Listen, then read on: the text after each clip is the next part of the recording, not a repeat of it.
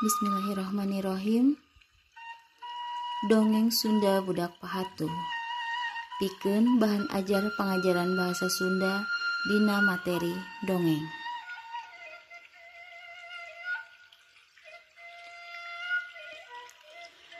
Zaman baheula kacaritakeun aya 2 budak pahatu. Lanceukna lalaki, ari adina awewe. Ti saprak indung jeung bapana tilar dunya, 2 budak ieu hirupna sakaparan-paran. Hiji poe budak awewe ngadedeluk nungguan lanceukna balik nyeseh ti wahangan.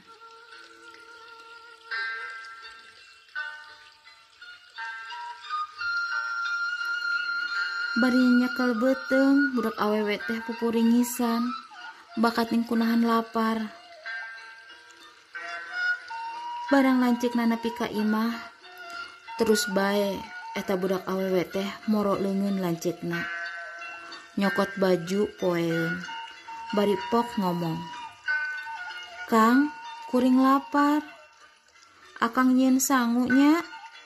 Keun popoe baju mah ku kuring bae." Teu loba carita.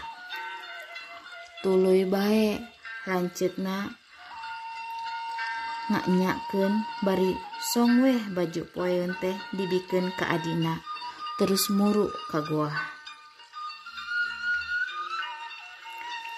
Barang nepi ka goa, manehna gancang muka tetenong wadah beas.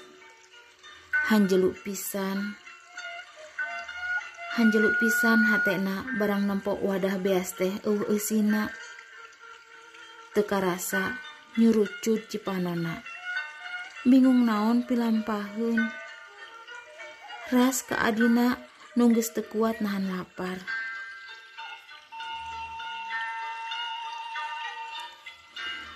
Tuluy weh budak lalaki teh ngajak adina ka jero leuweung, neangan sarupaning bungbuahan.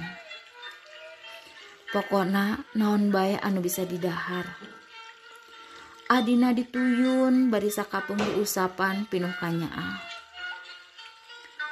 Beuki lila teu karasa eta dua budak pahatu teh geus jauh nepi ka jero leuweung. Lantaran kitu panon poe teh geus teu pati manceran cahayana ka handap lantaran kahalangan ku tatangkalan. Atuh budak leutik teh hing bae ceurik bakat ku sieun. Kulanceukna dibeberah nyoba neger-neger maneh. Sanajan manehna sorangan ge aya rasa sieun, hariwang aya pibahayaeun nu ngadodoho.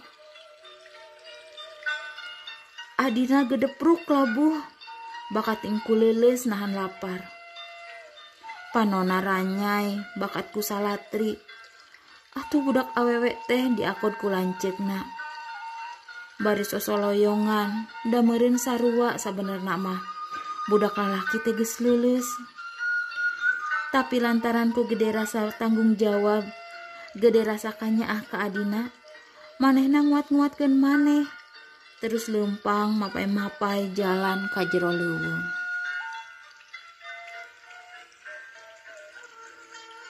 Barang nepi ka tengah leuweung, eta budak teh nempo aya tangkal kupa. Atuh pisan. Buru-buru manehna ngaencagkeun adina tina akodanana. Bari gogorowokan, "Nyai, itu tingali diharap. Aya tangkal kupa. Urang bisa dahar, Nyai. Sangkan urang bisa ngaganjel beuteung urang." Atoh pisan kacida eta 2 budak teh. Buru-buru maranehna ngaboro eta tangkal. Tuluy lanceukna mere papadon ka adina, "Nyai, ayeuna akang rek naek ka luhur tangkal. Nyai tungguan di handapnya. Omat teu meunang jauh-jauh. Ke ku akang buah kupana dipurag-purageun ka handap. Kop ku nyai didaharnya." Teu loba omong budak awewe teh nganyakeun. Bari jeung unggeuk. Muhun Kang. Tadi engkekeun deui gancang langceukna nerekel naik kana tangkal ku Pak Tea. Barang nepi ka luhur, buru-buru manehna matikan buah tuluy dipura-purakeun ka handap. Kumaha Nyai? Aya kupana? Aya Kang. Heug kop, dahar masing seubeuhnya. Bari sasakali budak lalaki teh ngahuap oge. Ngarasa seubeuh tuluy adina diuk di handap tangkal Tea bari nanghunjar. Nungguan lanceukna nuker metikan keneh kupa jang bawaeun balik ka imah. Tuluy budak awewe teh nundutan, bakat ku capek balas mapai-mapai leuweung. Tapi teu lila ti harita pok adina teh ngomong. Akang ka dieu aya nu gagarayaman kana suku jeung ngegelan. Walon lanceukna teh, usap we Nyai, meureun sireum. Selang sababaraha menit ti harita, pok deui adina ngomong. Akang ka dieu aya nu gagarayaman kana beuteung jeung ngegelan.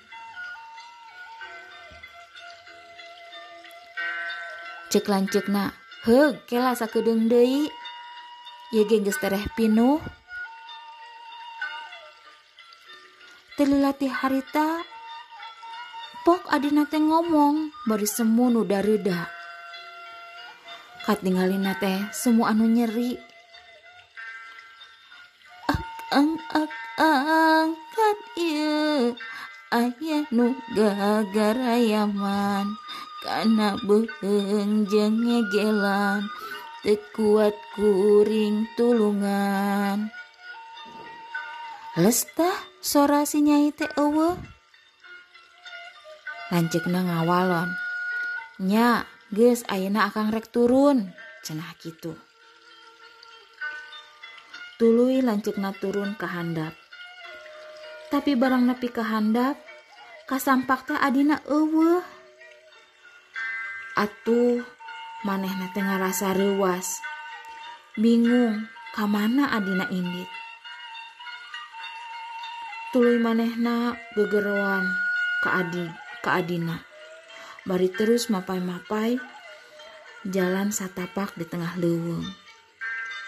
Nyai, Nyai, Nyai di mana Nyai? Nyai di mana Nyai? Terus manehna neangan nu jadi adi. Mak, apa tulungan kuring? Di mana si Nyai, Mak? Sasambat ka indung bapana nu geus eueuh.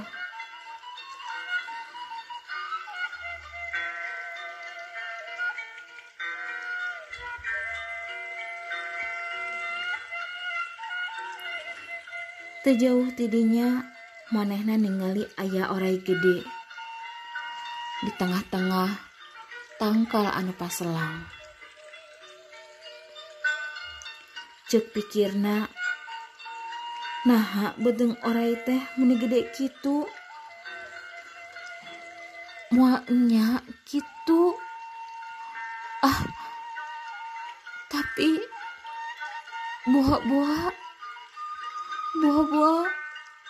gedepruk teh budak lalaki ceurik.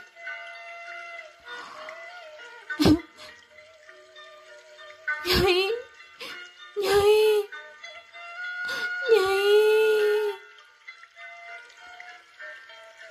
barang anding manehna keur ceurik kitu geleber. Aya hiji manuk.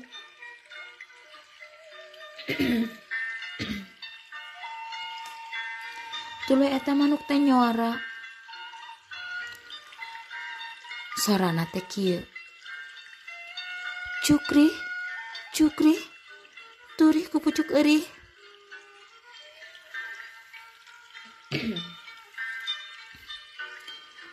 Mimitina maneh can ngarti.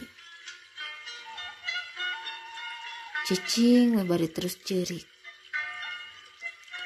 Pas ngadenge sorana nu kadua, kakara eta budak lalaki teh engeuh. Naon sora manuk teh? Geuning sorana teh.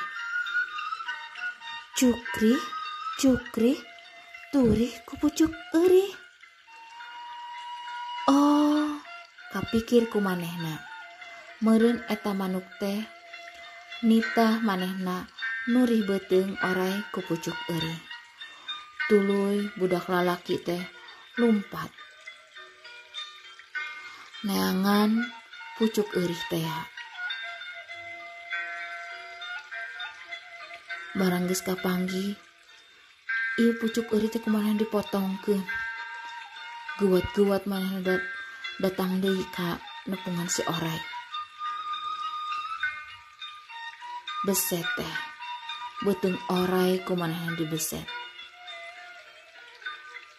Barang kitu borengkal teh.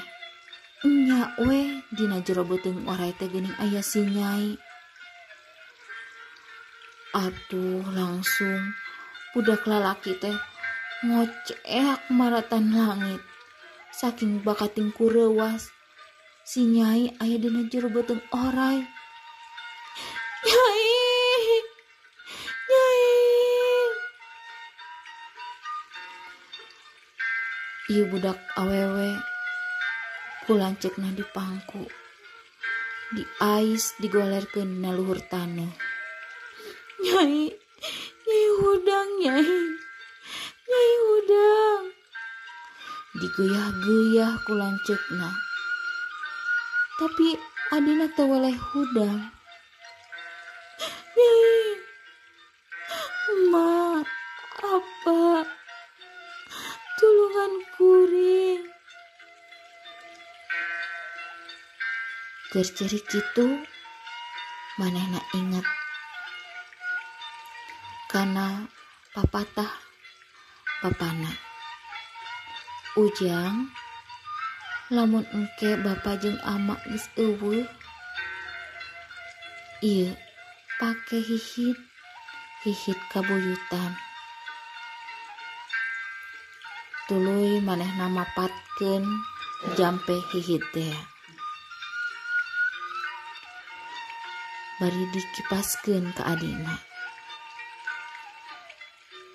Geber-geber hihit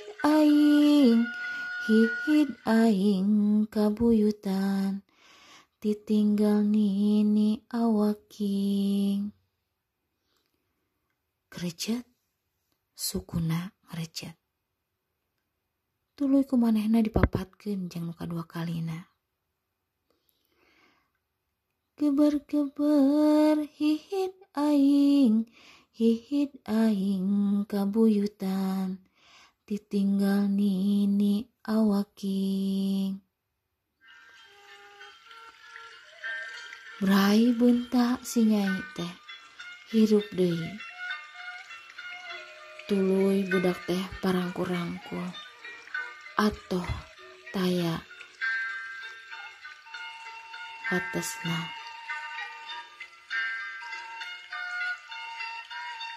Tuluy barudak dua teh baralik deui ka lemburna.